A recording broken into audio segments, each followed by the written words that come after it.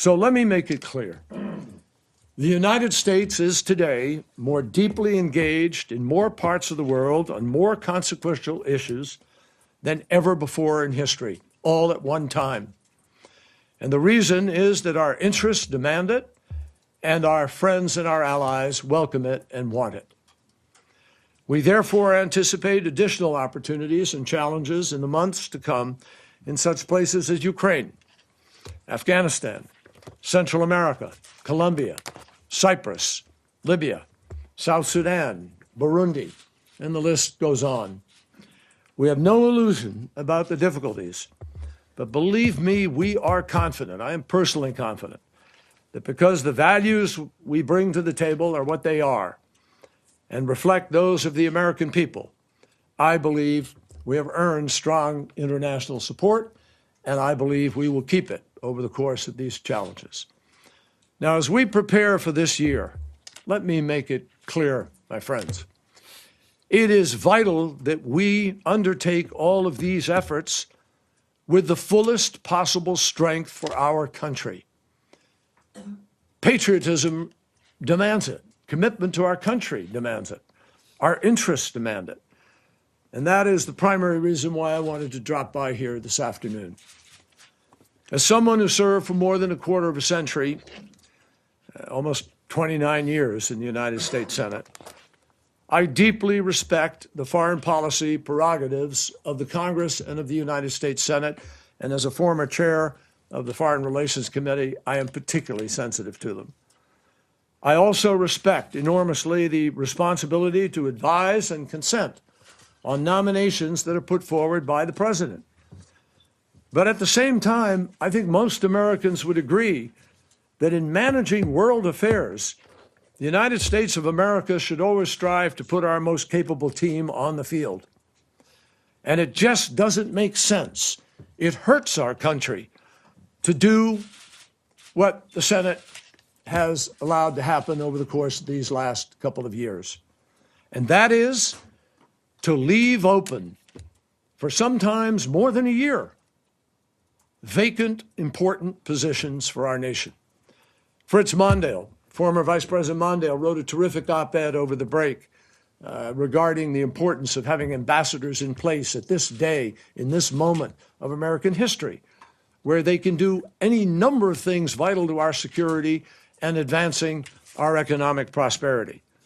But right now, the Undersecretary of State for Political Affairs, one of the most pivotal positions in this department, the very hub of our day-to-day diplomacy, with every region, is vacant. We have in Ambassador Tom Shannon, an outstanding nominee for Undersecretary, a veteran of Foreign Service officer whose nomination was approved unanimously by the Senate Foreign Relations Committee, and yet for months, one person has been holding up his nomination. No vote on the Senate floor. Anyone familiar with U.S. foreign policy knows that legal issues are connected to every single thing we do. If we're negotiating the arms control treaty, if we're negotiating an economic agreement, I mean, whatever it is, if somebody has a consular problem in a country, legal opinion is critical to the policy judgments that we are able to make. If we're going to use force in a particular nation, legal judgments are absolutely essential to our rights to be able to use that force. For almost the full 3 years that I have been Secretary of State, I have never had the benefit of the permanent legal advisor to the State Department. We've had extraordinary, capable, acting leadership, and I'm very grateful to Mary McLeod for her extraordinary leadership over this period of time. But that's not the way it's supposed to be. We've now exhausted her amount of time that she is legally allowed to serve as an acting legal advisor. So we undermine our own ability as a nation to work on legal questions with other nations and with other agencies of our own government. And it hampers our capacity to respond to requests for information from Congress the FOIAs that we get, all of these are legal exercises. And we need to have the full legal team on board. By not having a permanent, selected, Senate-confirmed, presidentially nominated legal advisor in place, we are deprived of the full weight of the legal authority and leadership necessary to do the best job on behalf of the American people. Now, here again, we have a superbly qualified nominee in Brian Egan, who more than 6 months ago was approved unanimously by the Senate Foreign Relations Committee. And his nomination, too, has been blocked on the Senate floor. One of our most significant bilateral relationships is with Mexico. And this is true economically, environmentally, socially, on border security, which you hear presidential candidates chomping about, law enforcement cooperation, and immigration. It is a relationship that thrives on mutual respect. And that is why the president chose a professional, a civil servant, Roberta Jacobson, one of our country's top diplomats and a career civil servant, to be our ambassador to Mexico City.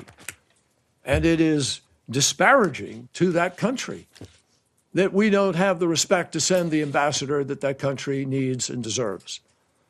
Roberta's nomination was approved by the committee. It has been endorsed by 6 previous ambassadors to Mexico from Republican and Democrat administrations alike, and yet the vote on her nomination has yet to be scheduled. In the coming year, we have a huge agenda of issues with Europe. From countering Daesh, we've seen what happened in Belgium, we've seen what happened in Paris, we see the need of any number of nations there to join with us. They're all members of our coalition against Daesh. They make up part of the 65 who have joined the fight to destroy Daesh. And yet we have not reciprocated with the respect to put the ambassadors in place who can work at the highest levels of national security in order to help organize that effort and promote America's commercial interests and ensure the security and the effectiveness of congressionally mandated changes in the visa waiver program. All of these are issues with direct impact on the safety and the prosperity of the American people. So this is not the time to have vacancies in our diplomatic posts, and certainly not the time to have a vacancy because 99 other senators or 90 other senators or 80 even are being refused the opportunity to be able to have a vote. The Senate can fix this very quickly by voting soon on these ambassadorial nominations, already approved by the committee, 8 already approved by the committee on the Senate floor waiting for a vote, 9 in the committee waiting to be passed out. So in making these requests, I just want to make it clear.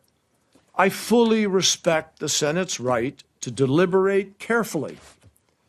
And indeed, the advice and consent process was meant to provide that kind of deliberation. But there is a point where the equities involved in these relationships and in our national security interests and our economic interests mandate that on behalf of the American people, we should have a vote. So let somebody who opposes the nomination come to the floor and state their reasons for opposition, and let senators make up their minds and pay the respect to the rest of the Senate that they deserve to be able to cast their votes and make up their minds. But end this notion that one United States senator or 2 can stop the entire process and put the United States not just in an embarrassing situation, but in a negative situation that actually hurts our security, hurts our interests, sets back our ability to carry our values at the highest level, and most importantly, sets back our ability to organize fully our effort to defeat Daesh and protect the people of the United States of America. I ask that when the men and women that we send up are clearly qualified and supported by enough senators for confirmation, then the process should go forward at a reasonable pace. That is fair, and it is the good democratic way to do business. And we face many challenges in the world today. We should not be making our own jobs harder by failing to put ourselves in the best position possible. So I appeal to the United States Senate, please act without further delay on these and other nominations before you, and in so doing, you will strengthen both America and the institution in which you serve. Thank you. Angela Merkel. Why? Because she allowed millions of people to come into Germany. And Germany is now in deep, deep trouble. You look at what's going on in Germany. They have got problems like you wouldn't believe.